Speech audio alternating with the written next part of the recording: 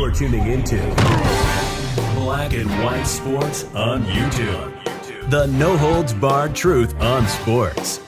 The main event starts now. I am back, Rudrance, for Black and White Sports. Well, like, comment, subscribe. Let's get into this right here because we got Lamar Jackson coming out. He peeled back the curtain on his injury. You know, the PCL injury that kept him out the last game of the year and then kept him out of the big playoff game against the Bengals, a game that I contend that if he would have played, the Ravens may have very well won that game. And then who knows what happens from there. And that's why trips to the playoffs are so important. That's why trying to suck it up and play through injury is so important when you get to this time of the year. And look, guys, there's very much a sentiment around the NFL that Lamar could have or should have played. All right. Right, wrong, we don't know. I mean, that's sort of up to anybody that may be interested in Lamar to make a determination about. It seems there's multiple camps on this whole issue. But Lamar was asked about his injury, why he did not, because not only did he not play against the Bengals, he chose not to travel and support his teammates. And he took a lot of shit over that. I made a video on it. A bunch of people, they blasted Lamar over not going. And I figured the excuse was going to end up being related to his knee. Okay, and sure enough, that's the excuse we got. So whether or not interested NFL teams, if there are any, whether or not they buy that, I don't know. But this is CBS Sports. If Lamar Jackson leaves Baltimore this offseason, his final game with the Ravens will end up being a game that he didn't even attend. Back in January, Jackson raised a lot of eyebrows around the NFL when he didn't travel to Cincinnati for the Ravens playoff game against the Bengals, which Baltimore ended up losing 24-17. At the time, there was no explanation from Jackson or the Ravens regarding the absence from the sideline, which led to a lot of confusion around the NFL. Look, plain and simple, somebody should have said something about that at the time and squashed it. But they didn't, and they let it play out, and it just got bad. It did. This was some of the reaction. Wait a sec, Lamar didn't travel with the Ravens to their playoff game. Is that what I just heard? Rich Eisen, any word why Lamar didn't travel with the team? Although it was known that he wouldn't be playing for in the game due to a PCL in his knee, it was assumed by most that he would still travel to the game and support his team. But that didn't happen. The fact that he didn't show up for the playoff game surprised a lot of people and led many fans to believe that it was a sign that Jackson didn't want to play for the Ravens anymore.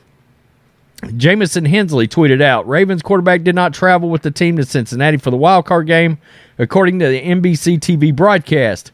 He's done with #RavensFlock free agency. This guy said, Andrew Moser, I don't know if he's a media guy, laugh out loud, he gone. So why didn't Jackson show up for the game? The Ravens quarterback has finally answered that question. Jackson has been sharing a lot of information on Twitter over the past month. Yeah, I don't think it's helped him. In this case, this should have been addressed a long time ago, including his secret trade request. And at one piece of information he also shared was why he didn't travel to Cincinnati. According to Jackson, his injury got worse after he traveled to Pittsburgh for Baltimore's Week 17 game against the Steelers, due to the fact it was decided that Jackson wouldn't travel again until his knee could handle it. Quote, after I traveled to Pittsburgh, my PCL got inflated. Okay, so he got some swelling in it. So a few of us discussed it, and I got the okay to stay so I could try to recover faster. Try to recover faster? It was potentially the last game of the year. I mean, you're not playing. I don't understand. I don't get that necessarily. Jackson wrote on Twitter after somebody asked him specifically why he didn't travel to the playoff game. If Jackson stayed home so his knee could recover faster, that would actually make some sense. Jackson had been out since injuring his knee in December. By January, the Ravens believed he was week to week. Although he didn't play against the Bengals, it's possible that he could have played the following week if the Ravens had beaten Cincinnati. Ravens coach John Harbaugh had even said that he was hopeful that Jackson could return for a potential divisional round game. Of course, if Jackson doesn't return to Baltimore, you could point to the situation with his knee as the breaking point. The Ravens kept hinting that Jackson could return. Yeah, I mean, that was absolutely a narrative, and there's a narrative going around out there. Many believe that John Harbaugh believed he could play. We know Sammy Watkins was talking about, hey, I hope he plays. Mike Vick was very critical of the fact that he was not playing during crunch time, right? Remember, Mike Vick came out and said, put a brace on it and get out there. He said he had played with an MCL, Vick, all one season for the Falcons, I believe it was. But just before the playoff game, he made it clear that he wasn't in any position to return just yet. 3 days before the game, Jackson jumped on Twitter and shared the full details of his injury, which the team probably didn't want to divulge. Quote, I want to give you all an update. I am in the recovery process, Jackson said on Twitter. Quote, I suffered a PCL grade 2 sprain on a borderline of a grade 3. There is still inflammation surrounding my knee, and my knee remains unstable. I'm still in good spirits as I continue with treatments on the road to recovery. I wish I could get out there with my guys more than anything, but I can't give 100% of myself to my guys and fans.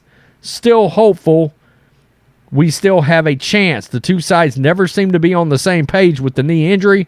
With Jackson out, the Ravens ended up losing the playoff game after backup Tyler Huntley fumbled the ball at the 1-yard line in the fourth quarter.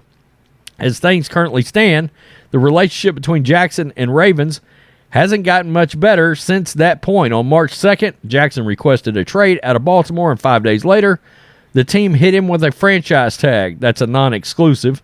Even if Jackson wants to leave Baltimore, though, that might not be an option because so far no teams have shown any interest. And that knee injury is a massive reason that a lot of teams have not shown any interest. I mean, even if we just take the DeSean Watson contract and set it aside, and the fact that supposedly now he's willing to back off of that contract demand, but he's not willing to back off the guaranteed amount. He wants $230 million guaranteed, which in an overall contract would probably look something in the neighborhood of like $300 million, $230 guaranteed, $280 million, $230 guaranteed. That's probably not going to happen. It's probably not going to happen. By the way, and I meant to mention this the other day, I can't remember whose podcast I was listening to for sure. Maybe it was, I don't know if it was Albert Breer or not. Remember the story about Adam Schefter and Chris Mortensen coming out and saying that the Ravens had offered him a contract with like $200 million and a lot of money guaranteed. It was more than we've heard as of yet. I think it might have been like 175 or 180 or something like that. It was a hell of a lot of money, and it was set to make him like a top 3 paid quarterback or something at the time. Well, anyway, he come out and denied he ever got that contract offer. Well, it looks like that's not true, which is a bad look because now the curtain's been revealed, it's been pulled back that Adam Schefter and Chris Mortensen actually laid eyes on the contract that he was offered. They saw the contract. They were sent a copy of the contract that the Ravens offered Lamar Jackson. Okay, so that's a bad look. Lamar denied the Ken Francis thing. Mike Florio came out and said, no, he absolutely is confirmed he is talking to teams. Okay, so that's 2 lies, right? So that's a bad look too, okay, because obviously there's some things that are just not on the up and up. And I understand with the NFL in the offseason, it's sort of lying season. Everybody lies. But there's just certain things that don't make any sense. I did have, he could have come out and said I did have a representative that was talking to teams, but I found out that I could not use him, so I have hence told him back off. No, he come out and flat denied it, and then it looks bad when somebody says, no, I know for a fact this has happened.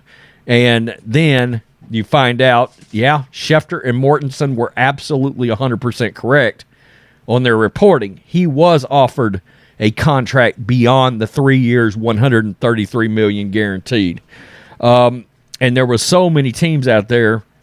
The sentiment around the league by many is that he could have played in that playoff game.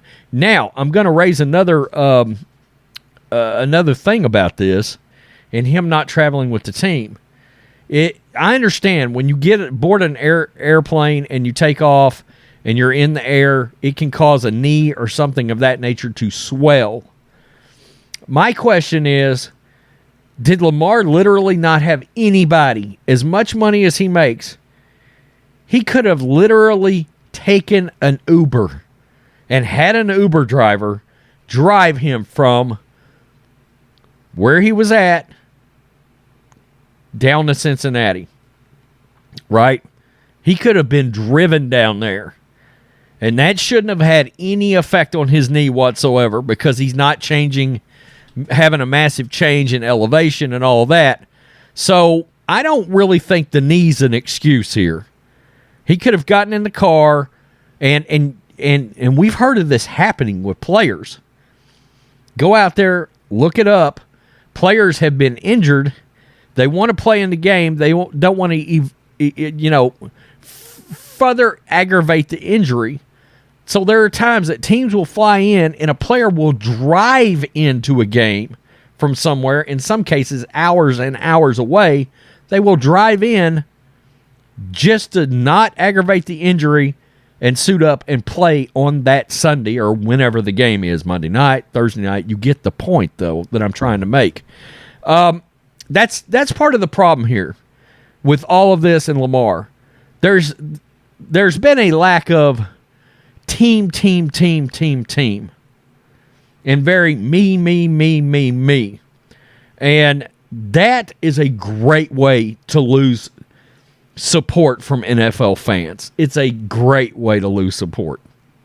All right? Because, frankly, I was a pretty big Lamar Jackson guy. I'm not going to lie. I liked Lamar a lot. I thought of all the running quarterbacks that we had seen, Lamar and Mike Vick were like the two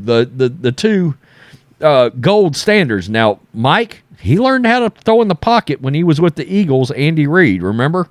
But once a player starts doing this me, I'm worried about my contract, blah, blah, blah, it starts getting a very NBA feel to it. And it's one of the reasons I hate the NBA. I mean, maintenance days, the diva nature of NBA players, all of that crap, not to mention the political crap, has got me to just shut out of that league. It's not the same league it was 15 years ago. It's not even the same league it was 7 years ago, So, anyway, that's neither here nor there. NFL fans, I've done multiple videos about NFL fans just destroying Lamar. I mean, so many people can't stand this dude. The only team that there continues to be any kind of speculation or rumor around is the Colts. That's it. That's the only team. Everybody else, and even the Colts have come out and said, and I don't know if that's why he's backed off the whole contract has to be guaranteed, because Irsay come out and said that's not going to happen. He's not getting a fully guaranteed full contract like DeSean Watson. So Irsay shot that down. You can tell Chris Ballard, the GM, is interested in Lamar. So I don't know if there could be a sell there, and some believe it may be after the draft. I don't know. Tell me what you think. Black and White Sports 2 supporters, they're looking at Will Levis too.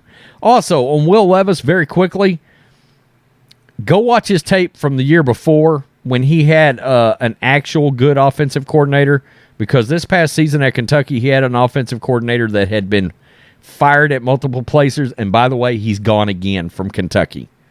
And they brought back the guy that Will Levis had the year before, who was with the Rams. So that's a pro-style offense Will Levis ran, by the way. Peace. I'm out. Till next time. Thanks for watching the show. Be sure to like, comment, and subscribe. Be sure to tune in next time on Black and White Sports.